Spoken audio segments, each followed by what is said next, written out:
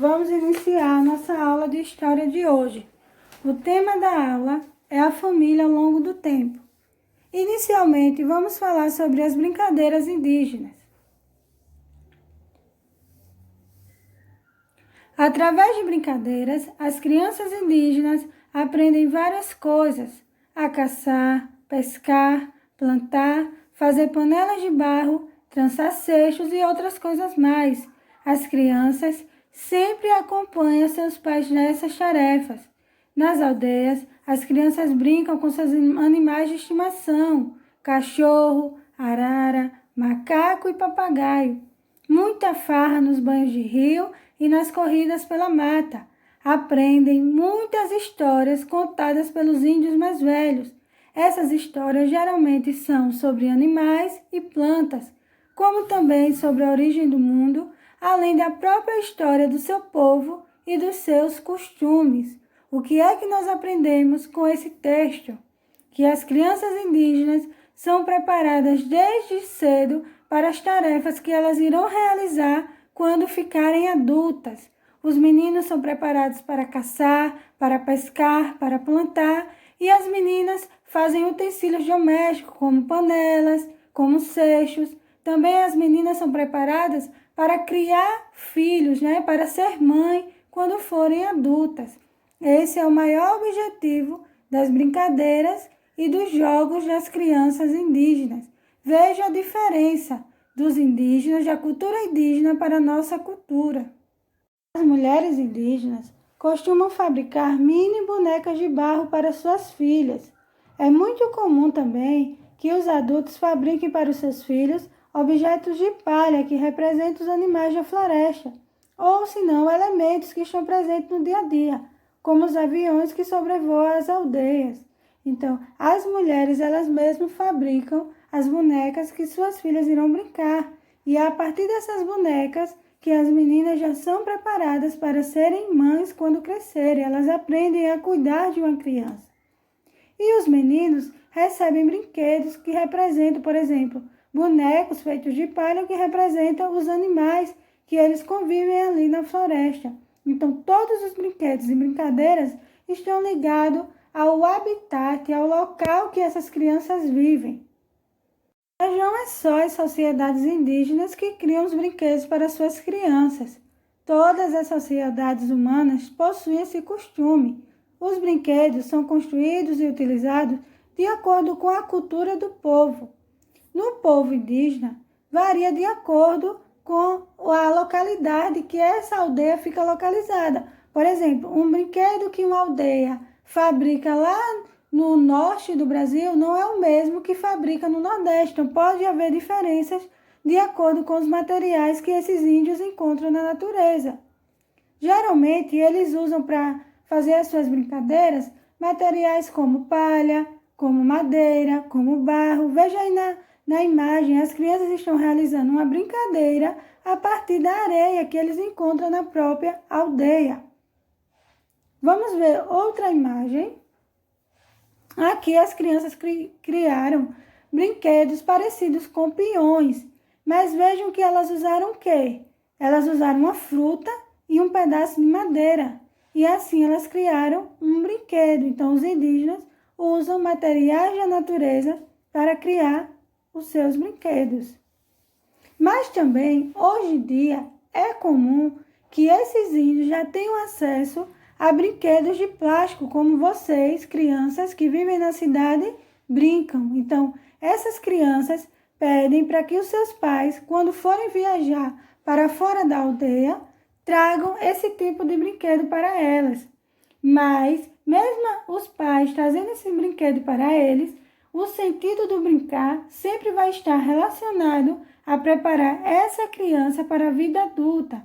Então, se o pai da menina traz da cidade uma boneca, a criança vai estar sendo preparada para ser mãe quando crescer. Então, esse é o significado da brincadeira de boneca para a comunidade indígena. Eu trouxe aqui um exemplo de uma brincadeira que é realizada numa aldeia indígena. Veja como ela é diferente de uma brincadeira realizada na cidade. A brincadeira é a seguinte: o Tuxauá, que é o chefe sapo, reúne seus parentes numa fila em sua aldeia para perguntar o que cada um quer comer. Os sapos só podem responder mosquitos, que na língua indígena significa carapanã. Aqueles que falarem outros alimentos como frutas ganham veneno do tucaxá sapo e morrem. Só sobreviverão os que acertarem a verdadeira alimentação dos sapos, que são os insetos. O prêmio para o vencedor é fazer parte do grupo do chefe. Vejam a diferença do tipo de brincadeira. Aqui nós temos a imagem da brincadeira de peteca. Saibam que foi os índios que criaram essa brincadeira. Outra brincadeira também que vocês realizam é o pega-pega corrente. Sabiam que essa brincadeira foi criada pelos índios? Vamos agora aprender melhor sobre a família. A palavra família tem uma origem latina. Para os romanos, a família era todos aqueles que viviam na mesma casa, e isso incluía os empregados, os escravos, certo? Que existia naquela época. Depois, esse conceito de família passou a ter base nos descendentes, ou seja, são aquelas pessoas que têm laços de sangue com a gente, como o pai, a mãe, os irmãos, os avós. Mas antigamente, vejam que na origem da palavra estava relacionada a qualquer pessoa que morasse numa casa. Também estava incluído aí as coisas, os objetos. E nós sabemos que os objetos, as coisas, não formam a família. Família são as pessoas com quem nós criamos laços de carinho, de afeto, de cuidado. Então, mesmo as pessoas, as crianças que são adotadas por outras famílias, elas recebem tudo isso, então elas formam uma família. Então, o termo família foi criado na Roma Antiga e vem da palavra famulus, que significa escravo doméstico. Então, a tia explicou que na Roma Antiga eles achavam que família estava ligado às pessoas que moravam com eles e que era para servir, era para ser escravos. E depois essa ideia de família mudou. Durante a história do mundo aconteceu várias coisas. Durante um acontecimento chamado Revolução Industrial, houve mudanças também no tamanho das famílias. As famílias passaram a ser menores.